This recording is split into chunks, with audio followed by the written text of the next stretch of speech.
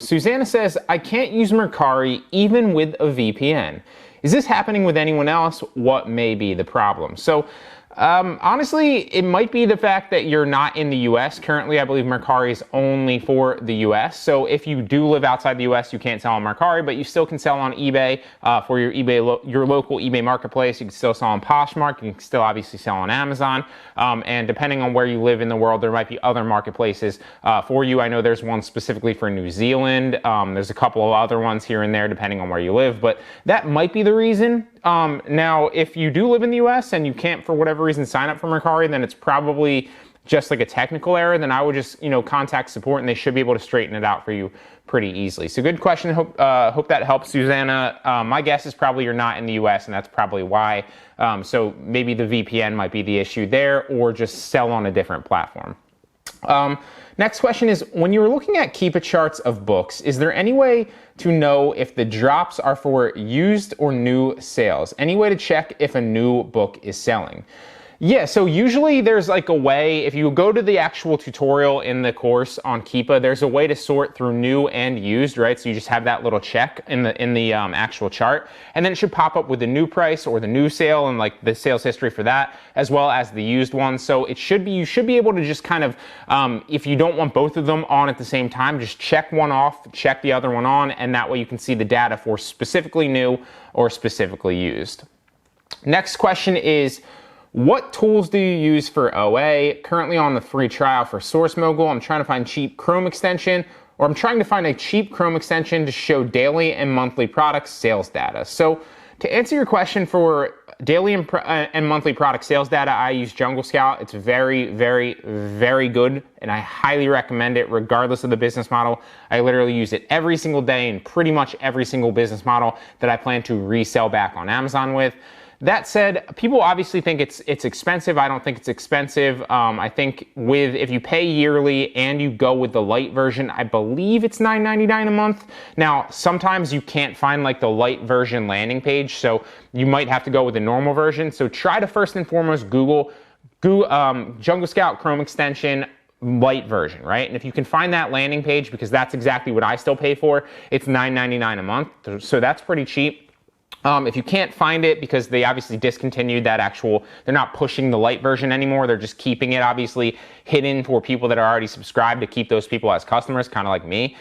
So if not, then you can just use the normal version of the Chrome extension, and that's $19.99 a month. So that's going to pay for itself time and time over. I know that I believe Jungle Scout has a free estimator as well if you just Google like Jungle Scout free estimator, although you're going to spend so much extra time going in, finding the ASIN, plugging it into that, and then using their free estimator. I would recommend that you probably go with the Chrome extension. It's going to save you so much time and realistically streamline your process so you can order products faster, order more profitable products more frequently, etc., etc. But I do believe if you don't want to pay the $19.99 a month, excuse me, I'm pretty sure they have a free estimator. I haven't used their free estimator in like 3 to 4 years potentially, but I'm pretty sure it still exists. So you can look into that. To answer your other questions of, what other tools do I use for OA? I use so many different tools for OA depending on the business model. So if we're talking about just like overall, I use things like cashback credit cards, right, to increase my profit margins. I also use things like Honey, things like Rakuten, things like all sorts of plugins like that to give me extra cash back as well as my cashback credit cards. I also use Keepa. I also use, Jungle Scout. I also use the AMZ Scout calculator. I also use a number of other things. I use Simple Posture. I use a number of things, right? So obviously you're in the course. You can go through the course, and in each specific module, I go over the software that I use, the software that I recommend, as well as like plugins and stuff like that, and the purpose of them. If you're talking about specific softwares for the books, I either use eFlip or Zen Arbitrage. Let's just go down the list here and I'll tell you exactly what I use. So for books, like I said, I use Zen Arbitrage or eFlip. I like them both. I've covered, kind of a comparison of which one's better and, which one I'd recommend for you depending on your situation. For sourcing from retail websites, you already know I obviously use Source Mogul. For sourcing through liquidation, I use Scan Unlimited a lot of times, or I just specifically buy it for the marketplace if it's not Amazon. For wholesale, again, I use Scan Unlimited.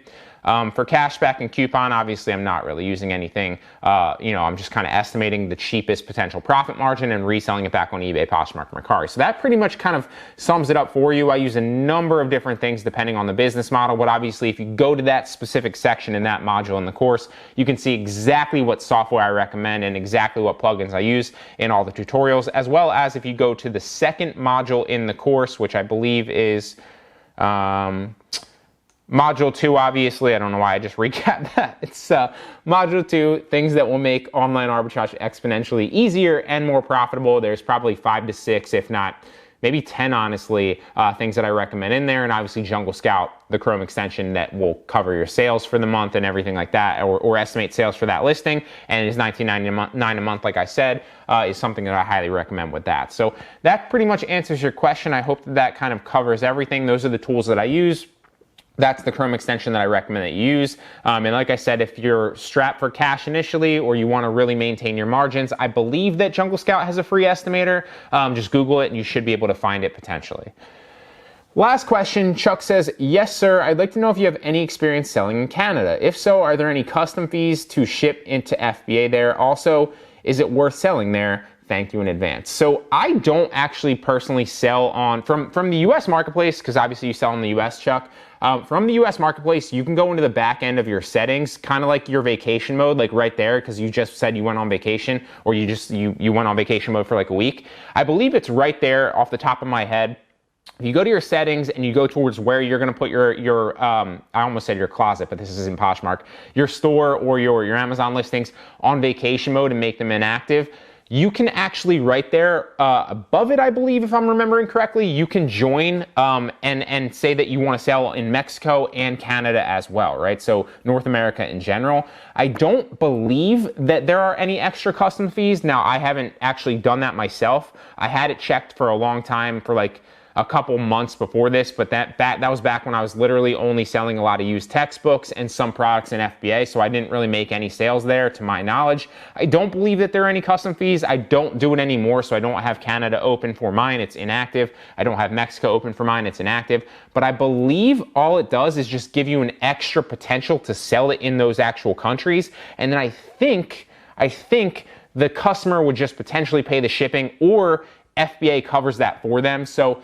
like I said, I'm not 100% sure. I don't do it. I don't really have a lot of experience with it, but I don't believe you have to pay any custom fees. I believe either the customer pays that shipping if they don't have FBA, or so it's international shipping, or I think Amazon has just built out their FBA to cover all of North America. So I'm pretty sure you can just include that. And I don't, to my knowledge, believe that you have to pay any extra fees. So good question. I hope that answers all your questions, guys.